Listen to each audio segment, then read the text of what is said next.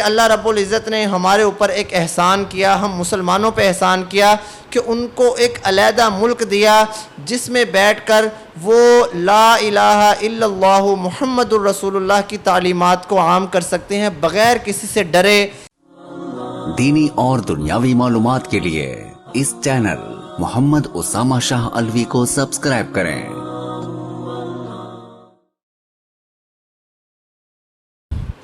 بسم اللہ الرحمن الرحیم۔ آج 14 اگست 2023 پاکستان آج کے دن 14 اگست کی تاریخ کو آزاد ہوا۔ میرے جتنے بھی سننے والے لوگ ہیں میں ان تمام کو پاکستان کے آزاد ہونے کی دل سے عطا گہرائیوں سے مبارکباد دیتا ہوں کہ اللہ تعالیٰ نے جو ہمیں یہ نعمت دی ہے، اس نعمت کی قدر و قیمت آپ ان مسلمانوں سے جا کر پوچھیں جو مسلمان آج بھی اسلام کے نام پہ پس رہے ہیں، جو پاکستان جیسے ملک میں نہیں آئے، انڈیا میں موجود ہیں، دوسری جگہ موجود ہیں، اور وہ ان کو ایک چھوٹی سے چھوٹی عبادت نماز روزے کے لیے بھی کفار کی لاٹھیوں کے نیچے سے گزرنا پڑتا ہے، کفار سے کی مشکلات اور مصیبتیں برداشت کرنی پڑتی ہیں۔ اللہ تعالیٰ نے یہ وطن جو ہمیں دیا، یہ اللہ تعالیٰ کا ہمارے اوپر ایک بہت بڑا احسان ہے، بہت بڑی کرم نوازی ہے۔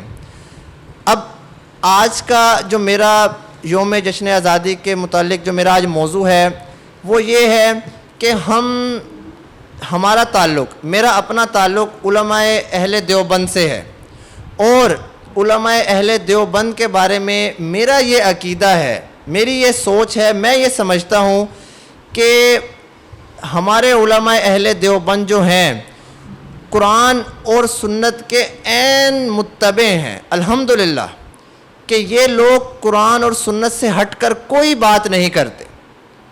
ہم لوگ اپنی زندگی کے اندر کسی کا یوم ولادت نہیں مناتے، کسی کی یوم وفات نہیں مناتے، برسی نہیں مناتے، کوئی میلاد کوئی سوگ ہم لوگ نہیں مناتے، لیکن جیسے ہی 14 اگست آتی ہے تو ہم اس دن کے لیے اہتمام کرتے ہیں، تقریبات منعقد کرتے ہیں۔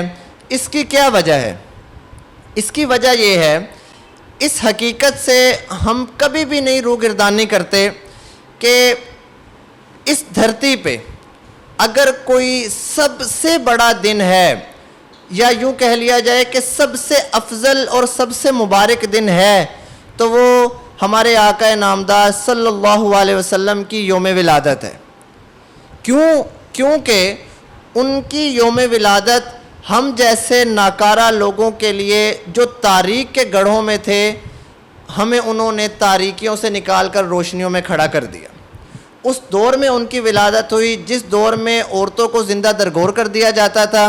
پیارے نبی اکرم صلی اللہ علیہ وسلم نے آ کر عورتوں کے، بچیوں کے صحیح حقوق جو اسلام نے دیے وہ لوگوں کو بتائے۔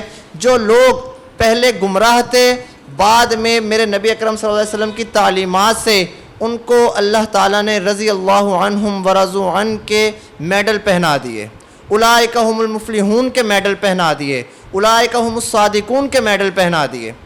یہ بدلاؤ کیسے آیا؟ یہ بدلاؤ آیا پیارے نبی اکرم صلی اللہ علیہ وسلم کا اس دنیا میں آنے کے بعد۔ اس لیے ہمارے نزدیک اگر کوئی سب سے معتبر دن ہے تو وہ دن ہے پیارے نبی اکرم صلی اللہ علیہ وسلم کی ولادت کا۔ ہم دیوبندی حضرات اس دن کو کسی قسم کا جشن کا اہتمام نہیں کرتے، اس لیے کیونکہ ہمارے ہاتھ ان زنجیروں سے بندھے ہوئے ہیں، ان تعلیمات سے بندھے ہوئے ہیں جو تعلیمات پیارے نبی اکرم صلی اللہ علیہ وسلم نے ہمیں دی، صحابہ اکرام رضی اللہ تعالی عنہم نے ہمیں دی۔ انہوں نے اپنی زندگی کے اندر اس دن کو نہ کبھی منایا اور نہ ہی کبھی منانے کا حکم دیا، کبھی منانے کا حکم نہیں دیا۔ یہ باتیں میں اس لیے کر رہا ہوں کہ کئی لوگ مجھ پر اور علماء دیوبند پر اعتراض کرتے ہیں کہ لو جی میلاد تو نہیں مناتے، 14 اگست بڑے جوش و خروش سے مناتے ہیں، کیا 14 اگست میلاد النبی صلی اللہ علیہ وسلم سے بھی زیادہ بڑھ کے ہے؟ نہیں جی، بالکل بڑھ کے نہیں ہے۔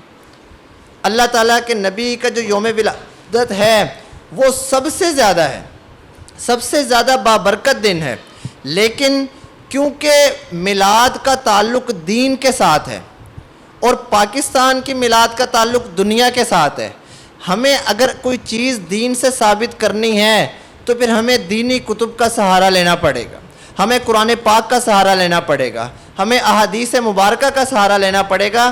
ہمیں ان سے چیزیں ڈھونڈنی پڑیں گی کہ کیا پیارے نبی اکرم صلی اللہ علیہ وسلم نے اپنی یوم ولادت منانے کا حکم دیا, کیا صحابہ اکرام رضوان اللہ علیہم اجمعین نے اس دن کو منایا یا انہوں نے منانے کا حکم دیا. اگر ہمارے پاس یہ دلائل پہنچتے ہیں ہم بھی اس دن کو مناتے, لیکن جب ہمارے پاس یہ چیزیں نہیں پہنچی تو ہم نے اس دن کو منانے کو چھوڑ دیا. لیکن پاکستان کو بنے ہوئے سال گزر گئے, 74-75 سال الحمدللہ پاکستان کو بنے ہوئے گزر گئے. ہم نے 74-75 سالوں سے ہی لگاتار اس دن کے اوپر جوش و خروش سے یہ دن منایا. کیوں منایا؟ کیونکہ ہمیں پاکستان سے بے پناہ محبت ہے. اتنی بے پناہ نہیں کہ ہمیں اس پاکستان سے اللہ تعالیٰ کے نبی سے بھی زیادہ محبت ہے, نہیں, بلکہ ان سے بہت کم محبت ہے. لیکن اتنی محبت ہے کہ اللہ رب العزت نے ہمارے اوپر ایک احسان کیا, ہم مسلمانوں پہ احسان کیا کہ ان کو ایک علیحدہ ملک دیا جس میں بیٹھ کر وہ لا الہ الا اللہ محمد الرسول اللہ کی تعلیمات کو عام کر سکتے ہیں بغیر کسی سے ڈرے. اس لیے ہم نے اس دن کو منایا. اور دوسری بات, ہم اپنی برتھ ڈے نہیں مناتے, ہم اپنی سالگرہ نہیں مناتے. اس کی وجہ کیا ہے؟ اس کی وجہ یہ ہے سال بعد جب آپ کی سالگرہ آتی ہے تو آپ کی زندگی سے ایک سال کم کر دیا جاتا ہے, اور جس شخص کی زندگی کا سال کم ہو جائے اور وہ موت کی طرف جا رہا ہو تو اس کو خوشی نہیں بلکہ غم منانا چاہیے. اور پاکستان انشاءاللہ جیسے جیسے سال بڑھیں گے یہ ترقیوں کی منزلوں پہ جائے گا. ہمیں کوئی سروکار نہیں ہے کہ پاکستان میں اچھے حکمران ہیں, پاکستان میں برے حکمران ہیں, برے ہیں تو ہم نہیں منائیں گے, اچھے ہیں تو ہم ضرور منائیں گے. نہیں, یہ پاکستان ہمارا ملک ہے, اللہ تعالیٰ نے اس کو ہمیں دیا ہے. یہ پاکستان, ہمیں اس کی قدر و منزلت ان لوگوں سے بارہا پوچھنی چاہیے جو باہر بیٹھ کے بیچارے پس رہے ہیں.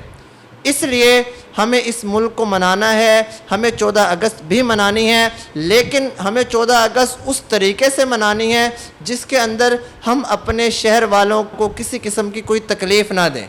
موٹر سائیکلوں کے سلنسر نکال کر یا آج کے دور میں جو باجے کا ایک کھیل رواج شروع ہو گیا, اس سے یہ ہم اپنے مسلمانوں کو, شہریوں کو, بیمار بوڑھے بچیوں کو ہم ان کو تکلیف پہنچا رہے ہیں. ہم نے اس دن کا پروگرام کا انعقاد کرنا ہے. انعقاد کرنے کے بعد ہم نے پاکستان کی ترقی کے لیے, پاکستان کے پروان چڑھنے کے لیے ہم نے اللہ کے حضور دعائیں کرنی ہے کہ یا اللہ پاکستان کا مستقبل اچھا کر. ہم اس ملک میں آج ہیں کل نہیں ہیں, ہماری اولاد ہیں, ان کی اولادیں اس ملک میں تا قیامت رہنی ہیں. پاکستان پھیلتا پھولتا رہے. اللہ تعالیٰ سے یہی دعا ہے کہ اللہ تعالیٰ ہمیں, ہمارے ملک کو, ہم لوگوں کو اس کے ساتھ حقیقی محبت کرنے کی توفیق عطا فرمائے. اور پاکستان کی ترقی کے اندر جن لوگوں نے بھی اہم کردار ادا کیے, اللہ تعالیٰ اگر تو وہ فوت ہو گئے, اللہ تعالیٰ ان کی قبروں پر کروڑہاں رحمتیں نازل فرمائے, اور اگر وہ زندہ ہیں تو اللہ تعالیٰ ان کے لیے دنیا کے اندر آسانیاں پیدا فرمائے. وما علینا الا البلاغ المبین. دینی اور دنیاوی معلومات کے لیے اس چینل محمد اسامہ شاہ الوی کو سبسکرائب کریں.